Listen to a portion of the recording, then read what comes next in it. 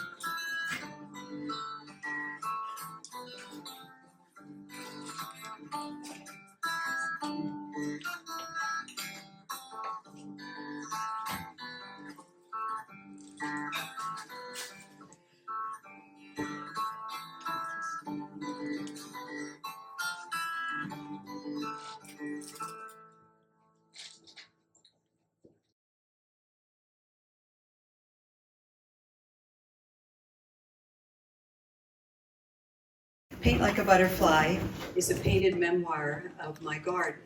It begins with the winter solstice and ends with the winter solstice. But the years begin in 1962 as my parents were organic gardeners, and they had read the book Rachel Carson's Silent Spring. We live just outside of Annapolis, and Rachel Carson lived in Silver Spring, about a half hour from us. And everyone knows the book Silent Spring. The other part that changed my parents' mind about organic gardening was my parents took us to Rodale Farm in Emmaus, Pennsylvania, and that was an organic farm teaching the technique of raised bed gardening for the way French artists had done since the 18th century. So my dad was hooked, and my mother too. They had a little over acre and a half, and so they were organic gardeners from 1962 really until they died a few years ago. Red twig. Wilding is more interesting and for the winter garden. The red twig is off to the left. Winter is the essence and bare bones and the armature of the landscape, a safe habitat and a source of food and shelter for birds, insects, and wildlife. The lime hydrangea on the far right is a beautiful summer bush. The blossoms are sterile, and you will not ever see an insect on it. And I had not realized it when I bought it 20 years ago. It was a tiny bush, and it was extraordinary. It had the most beautiful blossoms, and I always wondered why it did not have any insects. But a lot of flowers that we purchased at the garden centers are sterile. A lot of the blossoms are too large, and the insects can't reach them. And they're just cultivars and hybridized, and to the point where they don't have any nectar any longer. So the one thing about this is we had a very bitter winter this year, and we had 9 inches of snow in Annapolis. We probably had, I think you had a lot more here, but we had 2 inches of ice on that. And with that, if you didn't clean up your front yard or your steps or anything, within 10 hours, you had snow creep for about 4 to 6 weeks, and it was just an ice skating rink. But what was exciting about the limelight is it overhangs our deck, and the birds would come out and jump on the blossoms, these blossoms about this big, and they would jump and jump and jump. We were wondering what they were doing, and all the little seeds would fall to the top of the deck, and then they would just eat those, and then again they would bounce and bounce again. So, next please.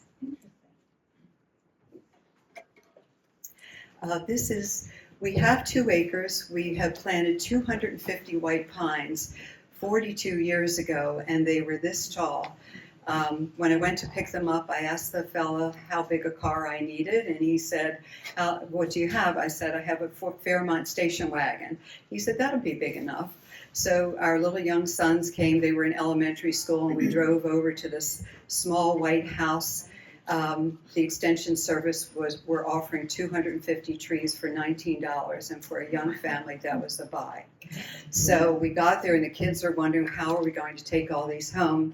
So I said, well, where are our trees? And they said, in the bucket. I said, I take the bucket? He said, no, you take a bundle in the bucket. So the bundle of 250 trees was about this big, like a little pom-pom. Now they're 70 feet tall, and they border our property on 2 sides, 1 row, and then in the back a double row, and that's where you're looking now. So this is my rondelle bed.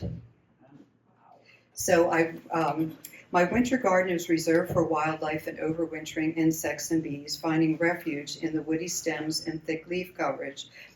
Most of the insects in our garden overwinter in leaf litter. The garden is densely planted with host plants and native plants.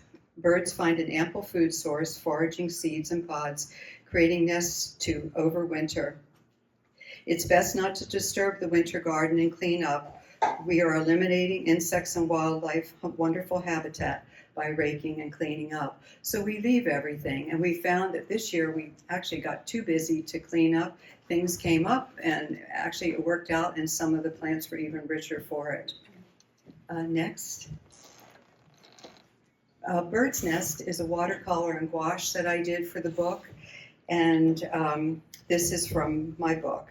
Winter is also discovery. I passed this exquisite little work of art 100 times and never noticed it concealed in the dense summer foliage in mid-December.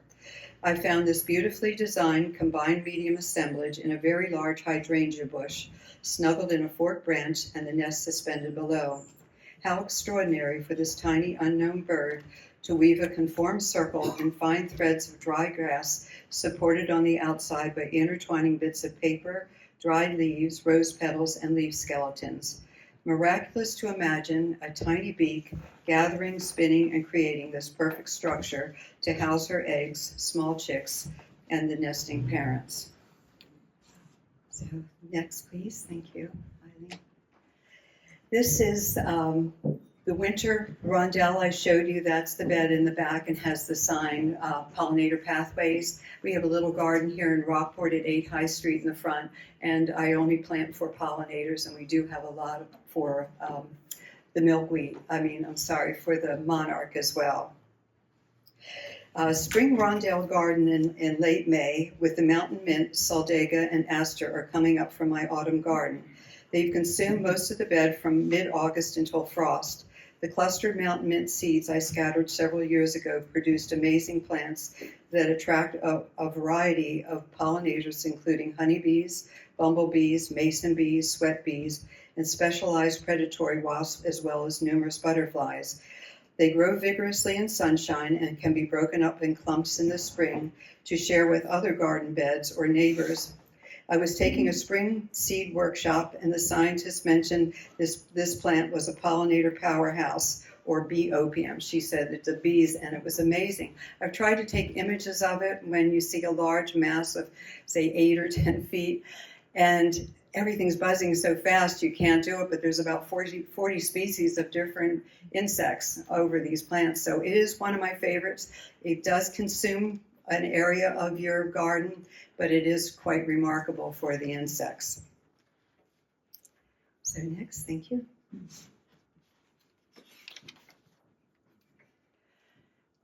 This is basically our garden from about 4 years ago. We've added so many beds since then. And you can see the border of white pines.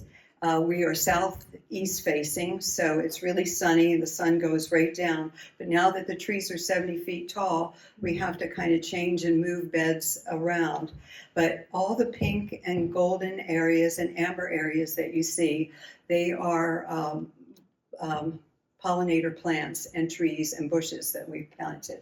And we have something blooming from early March until probably early to mid-November. So we try to keep something for all insects during the year. While planting your pollinator garden will bring you great satisfaction, designing your beds is the fun part. You can make your own design as simple or as elaborate as you like, but the process should be first and foremost enjoyable.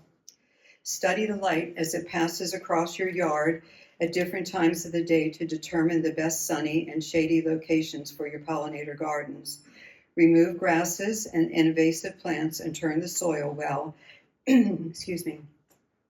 This not only ensures that your plants will thrive, but also makes it easier to pull weeds that take root in the bed. Amend the soil with organic compost and manure. I never use fertilizer anymore. I just really use compost and manure. Keep your bird baths full and clean. Plant a variety of native plants, bushes, and trees that bloom from early spring to late fall. Large bushes, trees, and keystone host plants provide additional safe habitat for pollinating insects. Embrace organic, chemical-free lawns. Native bees and butterflies thrive. Oops. On wildflowers in lawns that are left 3 to 4 inches. We have since planted an archipelago of pollinator islands to satisfy the most particular of pollinator palates. Next, please. Thank you. This is a rondelle bed that I first showed in the winter, but these are plants that I planted maybe 6 or 7 years ago. Some of my plants, like the mountain mint, soldaga, bee balm, and a couple of others, have kind of consumed that bed. So we added 2 wings in the front now, and we moved some other plants aside.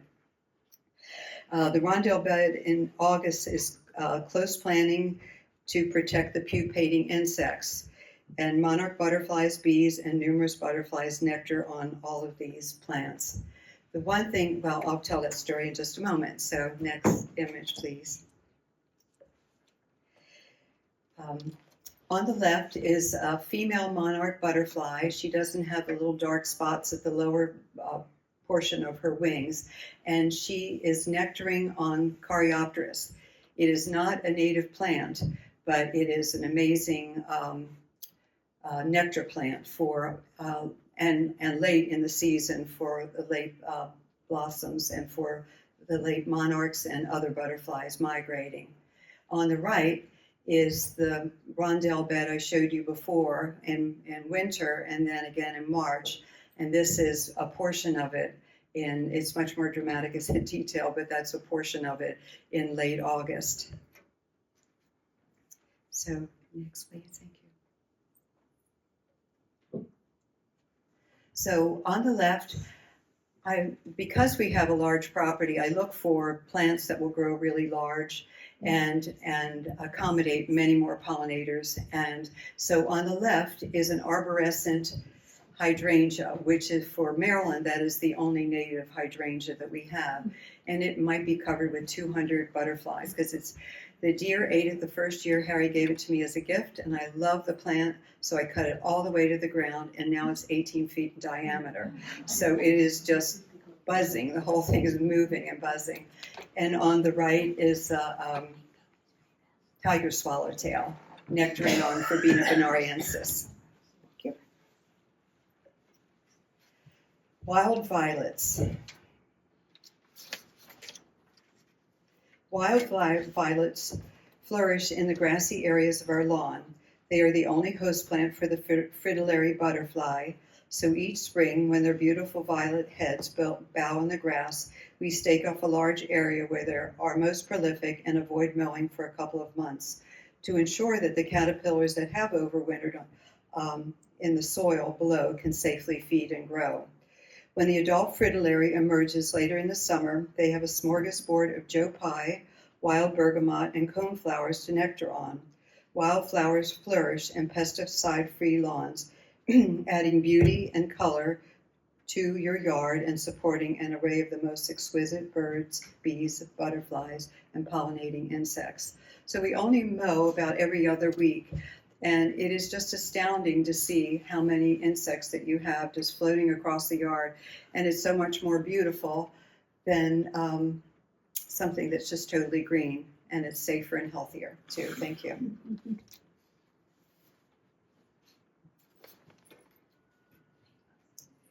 The next is a ladybug. So we have lots of ladybugs. I went out to the garden quite a few years ago, and the milkweed was just covered with aphids. And then I Googled, what do I do about that? And they said, well, maybe the ladybugs will come. Well, there was a few, and a few were mating, and the next day, all the aphids were gone. They had eaten them. So I'd like to read a quote from Rachel Carson's Silent Spring. Ladybugs or lady beetles are the most effective destroyer of aphids, scale insects, and other plant-eating insects. Literally hundreds of aphids are consumed by a single ladybug to stoke the little fires of energy which she requires to produce even a single batch of eggs. And that's a praying mantis on the Saldago. We have lots of those too. Thank you. This painting is paper wasp, and I'll tell the story, and it's painted on handmade paper, and it's hand dyed with natural pigments, and then I used a little bit for the silvery and gold areas. I used shell gold. Insects responded to the warm spring days of April 2020. Harry and I too emerged from our warm home to enjoy lunch on the deck. Very soon, a handsome paper wasp joined us on the seasoned pine table, and we watched as she slowly cut fibers from the surface of the wood, rolling them into tiny tubes. European paper makers used cotton rag, which was an expensive process. René Reaumur, a French scientist, discovered that the North American wasps created nests of paper using wood fiber and saliva. With that discovery, the wood pulp industry was born. This frequently exquisitely structured copper insect with long jointed legs and armored sleek physique peels back slivers of wood like a sculptor with her chisel, rolling them into neat curls. At the nest, the workers chew the chips into saliva slurry, creating the pulp with which they can construct their intricate papery honeycombs under eaves and abandoned bird boxes. These creatures are the original paper makers, inspiring generations for 300 years. So our gardens really have a lot of lore and history that we really don't realize. And so I enjoyed the study and research over the years, writing my book. My son said, "You're painting, but you're not writing, Mom." I said, "I've been writing for 25 years. I just haven't told you." So next, please. On the left, eastern black swallowtail caterpillar. They're just amazing. Well, I'm sure you all have them in your gardens. They also love fennel and parsley and dill, and they can consume them in no time. So, and well, first of all, one morning in early December, a friend asked me to see a chrysalis and what it looked like. Among the 50 overwintering chrysalises, a single butterfly had pupated on a bare hydrangea stick placed in an antique bottle. I chose that one to show my curious friend. In late February, as I was checking my email, an exquisite swallowtail appeared walking across my keyboard. Absolutely mind-blowing to see this beauty in the middle of winter. I had not returned the chrysalis to the butterfly house in the cold outer room. What was I to do? Our native wild cherry was blooming, so I gathered large branches for the swallowtail and placed her in a small butterfly house my husband Harry crafted for her of bamboo, cardboard nursery tray, and a gauzy tarlatan fabric from our printmaking. I painted a number of watercolor portraits of this little female. These beauties have changed my life. I found out about the butterfly house maybe 4 or 5 years ago. The children's library in Rockport said, "Oh, we have butterflies. We're going to release the monarchs. Do you want to watch?" And I said, "Yes, I'd love to, but where did you get the box?" And she said, "Amazon." So I Googled Amazon and purchased the box, and that's where I had, for a while, because a lot of our caterpillars were being eaten by birds and insects. It was very disappointing. You'd have 32, and at the end of the day, 8, and I was growing everything for them. And so I bought the box and filled it with milkweed. But what I wanted to show you is this is the caterpillar on the left.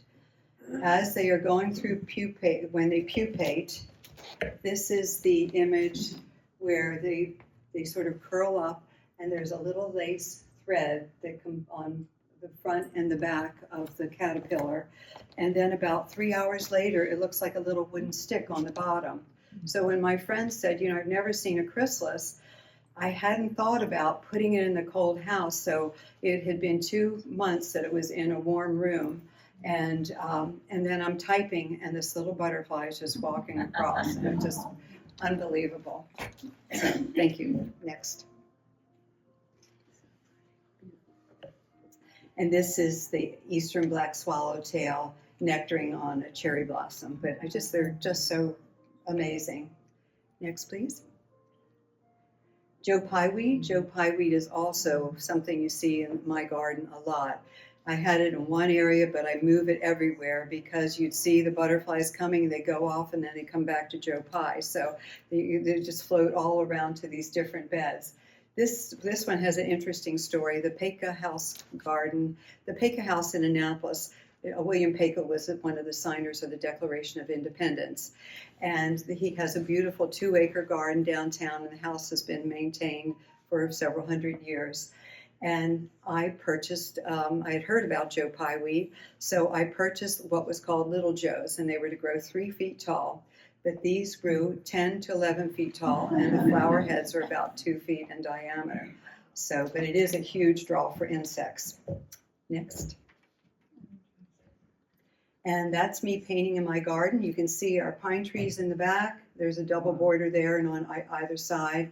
But we do let the garden go. I plant it closely because it really does becomes a habitat for a lot of animals and birds, but it does protect all the pupating insects so that they don't get eaten. Because I have to say, it really upset me when I saw that. But I know it's nature, and that's what Douglas Ptolemy says. They need little birds need 600 caterpillars a day. And I said, yes, but not mine. So next, please. This is a painting, Evening Primrose, just showing my garden, the natural habitat. The evening primrose are in the foreground. And I have an aquatic garden off to the right that brings a lot of insects and just beauty to the garden. So thank you. The next painting is pasture thistle and damselfly. The Cirsium discolor, or pasture thistle, appeared behind our white pines bordering on the bike trail that runs parallel to our property. I was looking for a native flowering plant for a medieval illumination workshop I was teaching at the U.S. Botanic Garden. The pasture thistle is a host plant to the painted lady butterfly and is attractive to monarchs, hummingbirds, and bees. I first created a 23-carat raised gold leaf border surrounding the thistle. The gilding process precedes the application of paint to ensure that small flecks of gold do not adhere to the painted surface. I then painted the thistle with thin translucent strokes using ground natural pigments mixed with glaire, which is whipped egg white and pigment, and egg tempera, which is the egg yolk. The damselfly's wings were painted with pigment and shell gold. And it was the tradition that medieval artists, we didn't have plastic palettes or anything like they do today, so that they used shells, quite often mussel shells, to store gold and silver and also their pigment. So whenever I see a mussel shell here, I pick it up, and so we have an amazing collection in our garden, in our yard as well. I was thinking we could take that little arrow and move that down here. I see it's in the middle. Thank you. And then next, please. This is one of my favorite bushes. I planted 3 spice bushes there to grow 16 feet wide, so I put them 8 feet apart, and I'm hoping for like a 30-foot wall of spice bush. I haven't gotten there yet. But the spice bush caterpillar is a common native Maryland caterpillar known for its snake-like appearance, featuring large false eye spots. So that's not its face, it's right down in the front of the mouth. They create leaf shelters by folding a leaf over and securing it with silk. So you can see right above the mouth of the caterpillar is sort of a white area. He goes up and down and spins silk over the leaf and then folds it over top of himself. They remain inside during the day to avoid predators and emerge to feed at night. Their presence is a positive indicator of a healthy native organic garden. The insect have you all seen this insect before in your gardens? It's a milkweed tussock moth caterpillar, and it's a common native to Maryland, often found on milkweed plants from mid to late summer. Recognized by their fuzzy orange, black, and white tufted hair, they feed in groups, sometimes skeletonizing leaves. Although they may defoliate milkweed, they are native plants and not harmful pests, despite their intense feeding habits, as they play an important role in local biodiversity. Handling the caterpillar's hairs can cause irritation, so it's recommended to avoid them.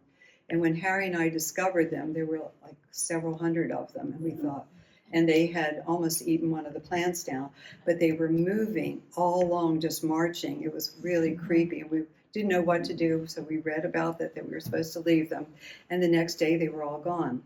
They said bats like them, but because they eat monarchs, they could be poisonous to certain insects and birds. So I'm not sure what happened, but they were gone. Next, please. Oh, this is a painting of a little Leonard Skipper in my garden on watercolor, and it just had this perky little personality. You see a lot of skippers in the garden.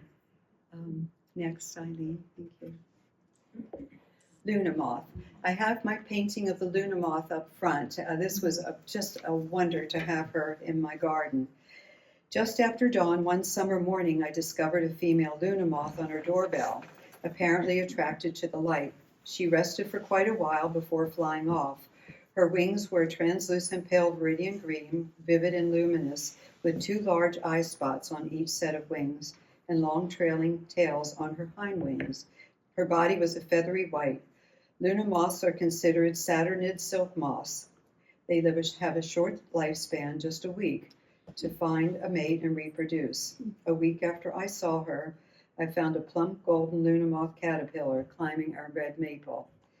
The name Luna is derived from the Roman moon goddess. In celebration of the goddess, I gilded a 23-carat gold moon encircling this lovely morning visitor. It was just astounding. She was so beautiful, and so I guess she was attracted to the light. You can tell she's a female because her antenna is much smaller. The male has a much fluffier and longer antenna. Next, thank you. This is Oswego tea and honeybee. This Monarda plant, or bee balm, is a native Maryland heirloom plant from my mother's garden from 50 to 70 years ago. The prolific bloomer is a magnet for butterflies, bees, and hummingbirds, and this exquisite shape and form and color encouraged me to paint her. Just look like fireworks. They're all different. I find that some of the heirloom plants have very distinctive and unique flower heads, but I'm just very pleased to have that. And there's a little honeybee that I treated with some shell gold to create the silvery and gold quality on the wings. Next. Thank you. So this is the monarch. I did bring them into the butterfly house that I had learned from the Rockport Library. And you'll see an image right after this, but this image is the chrysalis is usually a pale celadon green, and right before it pupates, it turns translucent, and you can see this little origami folded monarch. And about maybe 45 minutes afterwards, this is the monarch that's coming out. She's drying her wings. This was a female, and look at the difference in size, between that. Right here are these little white dots, but they're raised gold dots on the chrysalis itself, and they are oxygen holes for while the butterfly is emerging. So, or while it's creating a butterfly. So, next one. This is the monarch caterpillar on the right. And then this is the metamorphosis on the left, and the metamorphosis on the right. You can see the egg on the lower leaf, the caterpillar, and then when it was in the house, about 9 days after it was feeding in the butterfly house, it pupated to that beautiful celadon green with the little gold dots, and that is her nectaring on the plant later. It just... So then I release them when I could see that they're really flying, I release them. I don't do that anymore. I've just learned to plant the gardens really closely so the insects are much safer. Mm-hmm. So, next one. I have a story about that one I didn't tell you. So this one, the monarch caterpillar on milkweed. 30 years ago, I witnessed a monarch butterfly migration in Cape May Point, New Jersey. The Audubon Society was tagging the monarchs to monitor their flight to Mexico. This was an indelible experience for me. What was interesting was this was 1990, and we knew that a scientist had discovered that monarchs did indeed make the migration from Canada to the Oyama fir forest in Mexico. He discovered a little tag that he could use as a scientist. And after years and years and years of waiting, finally down in Mexico, digging through all the butterflies, he found one tiny little tag, and he realized this is where they go. So, and they had just started that year, tagging them in Cape May. And what they did was, it really did change my life. It was they would take a net and gather the butterflies and hold them up at the very top of their wings. And it had a translucent tag. We didn't have GPS. We didn't have computers. And they had a log book right next to them. And they would put a little number on the tag, 17892, log it in, 17892, September 10th, 10 a.m., thousands and thousands of butterflies that were coming and migrating through. And they're on the flyway here too. They go to Eastern Point and fly through from Canada as well. So I will finish this. My dream was to have a pollinator bed that would support monarchs and other species of butterflies as well as bees. The monarch butterflies are now endangered due to the use of herbicides in agriculture and pesticides used in residential gardens, parks, and maintenance on roadside ditches. Every gardener can make a difference, planting several species of milkweed and support flowers such as New England aster, goldenrod, as well as a variety of native nectar plants. My garden's focus in planting is native plants, no chemicals, diversity, organic soil, and composting. My pollinator bed and garden are filled with butterflies, numerous species of bees, as well as fox, deer, rabbit, a coyote or two, and many species of birds. I've noticed small caterpillars on my milkweed in late July, 32 to be exact. By the end of the day, the birds and bees had eaten them all. I ordered a butterfly house, and so I've already told you that story, but so that's how the story is. Oh, this one. Go back, please. Yeah. We had such a banner year with butterflies this past season that we ran out of milkweed. We had about 20 milkweed plants, so we've added a couple new beds. Friends have given me from their farms some common milkweed seeds. So what I did was we drove up to Pennsylvania and a nursery that I like. So we drove 2 hours, and the lady was moving these milkweeds. And I said, "Are you buying all of those?" And she said, "No, I'm the nurseryman. I'm just putting them off to the side." I said, "I'll take them all." So we brought them back. And you can see from the tiniest little insect, it was very upsetting to see because we had nothing left. We would lay them on the fresh leaves and they would start devouring them. So, next.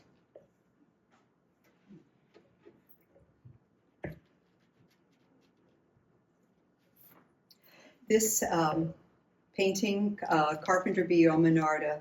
The Monarda in my garden is heirloom, and these silhouettes of these bee balm beauties inspired me to paint them. So again, that's such an interesting flower head. Next, thank you. This is my August garden. The image of me painting, I was painting on the other side. So again, we just leave the flowers. I don't trim them. I allow them just to fill and occupy the space. If you have a smaller area, you might want to just have plants that would fit in that size. But leaving them densely planted is really healthy for the environment as well as for the insects. Next, please. This is a Western Massachusetts story. Tiger swallowtail on Joe Pye weed. Eastern tiger swallowtails are beautiful golden butterflies that frequent my garden and are especially attracted to Joe Pye weed. Joe Pye weed's namesake was Joseph Shakathaquat, a highly regarded Mohican shaman who lived in Western Massachusetts. He is known to have treated typhoid and other illnesses using Joe Pye weed and other herbal remedies. I realize now just how much there is to learn in how our gardens hold the discoveries of so many centuries of history and lore. My hardy Joe attracts a great variety of butterflies, bees, and moths. Overwintering bees bury themselves in the large hollow stems. In early spring, I cut the stems within a foot of the ground and lay the branches between the white pines to allow the bees and insects to emerge as the temperatures warm.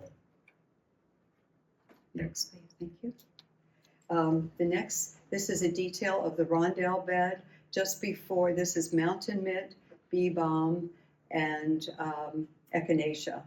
So that's kind of the in-between before the saldega and the other plants take over. And the butterfly on the right is a red-spotted purple, and they frequent our garden quite a bit. It's a beautiful visitor to my garden, nectaring on the mountain mint. This butterfly prefers to feed on rotting fruit, sap flows, dung, and carrion. They are known for their strong, graceful flight and often sit on the ground or pavement to bask. But it's an extraordinarily beautiful butterfly. Do we have them up here? Red-spotted purples? Yeah, no. Okay. Next, please. Bullfrog. In late August, a handsome sedentary male bullfrog sits resting on a lily pad in my aquatic garden. His dark chin and the size of his tympanium, or external ear, gives way to his sex. In males, the tympanium is larger than the eye. As my fish count has fallen over the preceding month, I suspect this well-fed specimen is the culprit.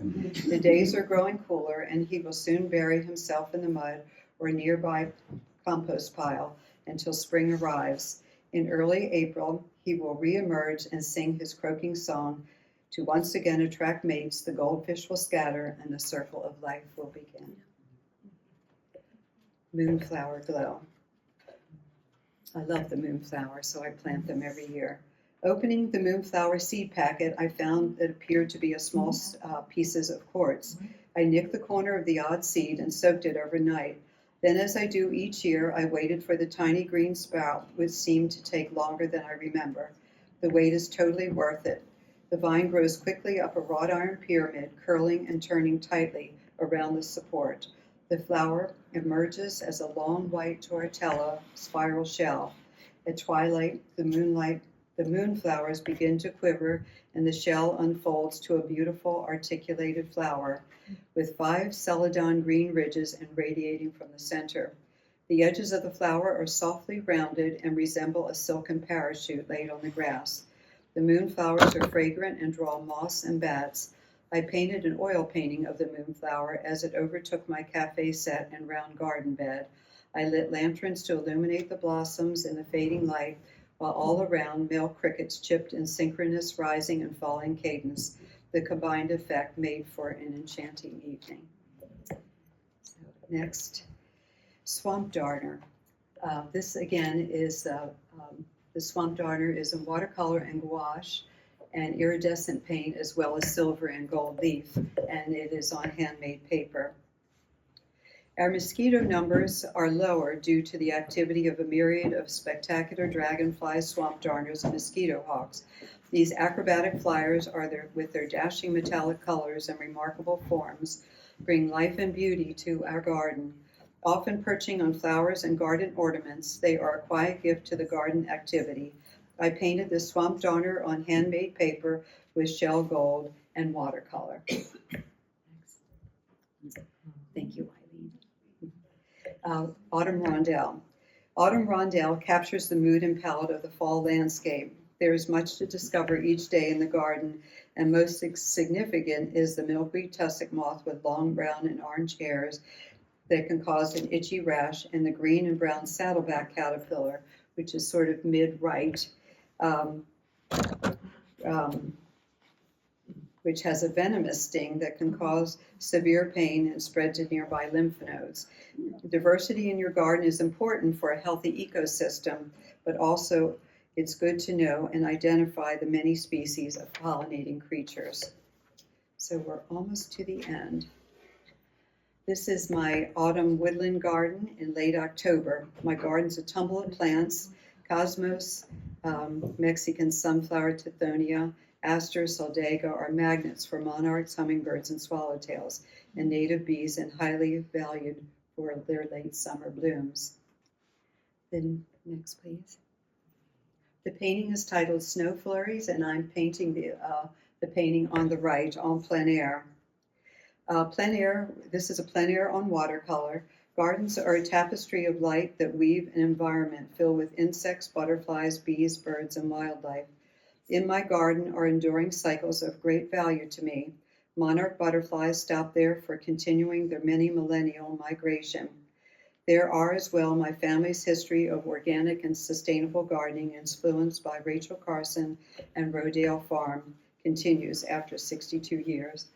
And that's me painting in the garden. It's starting to sleep. My Harry brought out a big umbrella for me, but the painting got a little bit wet when the icy and everything was freezing. I thought I would stay out for about 15 minutes, but I was there 2 or 3 hours. I do have really warm, cold weather gear, but I left that sort of melted part on the lower left because I felt like it was more authentic to be that way, for it to create that sense of wetness. And then there's one more slide, and I have a quote for you. So, this is the golden hour. Winter light was inspired by the ephemeral rosy glow moments before twilight of the solstice. Busy with preparation for dinner guests, I stopped to check that all was well with the dining table, when a warm transient light filled the room. I felt the physical presence of the light, the air, and the space. Time stood still for just a brief moment. Then the light passed from the windows as the sun slipped behind the distant pines. So this is the reason why I titled my book Paint Like a Butterfly. In fact, about 2 years ago, it actually was, we took a friend of ours to Hillwood Mansion in Washington, D.C., he and his wife, and it was his 103rd birthday. And he's sitting across from me, and we're having this wonderful conversation. He's very quiet, and he leans forward and said, I'm an 8-year-old boy, and I'm sitting in the front row, and I'm asking you, and he raises his hand, Miss Brinton Jaecks, how do you paint like a butterfly?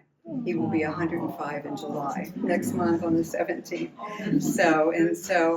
But it was the butterfly migration why I wrote this book, and also my wonderful family's creative history and organic history. So my journal has followed the seasons, as I am both a painter and a gardener. It begins and ends with the winter solstice, darkness, massing of shapes and silhouettes, tonality, expressing the nakedness of the land, the bones and the armature of the landscape. Winter, yo-yo ma playing Bach, the slow dark shifting of branches, reeds brushing against reeds, groaning, aching, moving towards the light. Charcoal brown pigments, bits of silver tracing the bones and structure are perfect tools for expressing my thoughts and images. Painting is a journey in much the same way that migration is a journey. I choose the symbolic transcendence of the butterfly as my metaphor, the delicate structure with translucent wings, perfectly balanced in color and architecture, and her innate ability to travel 3,000 miles from Canada to Mexico each autumn to rest and reproduce, the Methuselah butterflies, for their endurance and explicable abilities. If we were to paint like a butterfly, what would that be like? A revelation indeed. So thank you all for joining me this afternoon.